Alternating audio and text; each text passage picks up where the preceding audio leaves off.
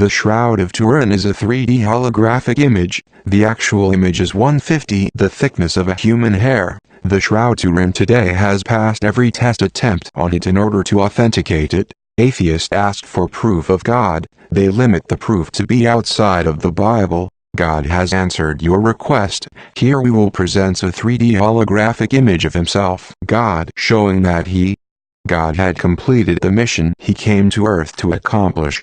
He gave us all this laser-created 3D image on cloth dating back 2,000 years ago. That date has been proven over and over again, but beyond the date, the examination of the actual 3D hologram image has also proven the shroud as authentic and one of a kind, that still to this day cannot be reproduced. It is the miracle of proof that atheists keep asking for, proof for there being a God. It is very doubtful that any atheist who's already made up their mind and they have decided they do not want to live their life knowing they will be judged in the end, they will deny what is a proven fact, and accept any scientific theory that has the wildest odds of being true in hopes of being set free of the final judgment. This video will show you this picture, hologram, of Jesus Christ, is the real deal. You can deny it all you want, but that doesn't change the fact that God gave you the proof you asked for.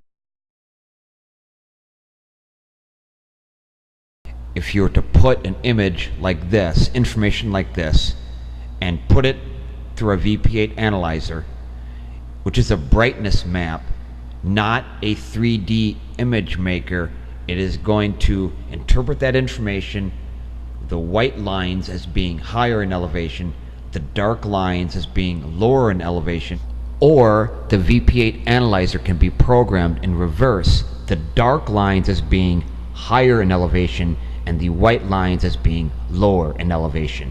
In the case of the Shroud of Turin image, whether you put the negative image under the VP8 analyzer or the positive, it still comes out as the exact same 3D information. Placing an object or an image underneath the VP8 analyzer is the equivalent of shining light on a holographic film plate. It is going to show you the image. The most important thing to know about a VP8 analyzer, without going into any complex scientific terms, is it will make clear distinction between what is genuine and what is not genuine.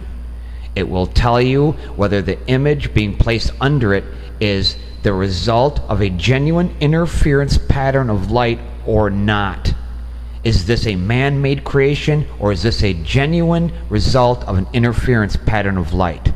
If it was a $100 bill, it's going to tell you whether or not it's genuine or if it's counterfeit. If this was a rose you were putting underneath the VP8 analyzer, it'll tell you whether or not this is a paper rose or a genuine rose. If it's a human figure, the VP8 analyzer will tell you whether or not this is a mannequin or a genuine person. It can make clear distinction between what is genuine and what is not genuine. Bottom line, when you put the Shroud of Turin image underneath a VP8 analyzer, it will tell you this image was the result of an interference pattern of light with absolute 100% certainty.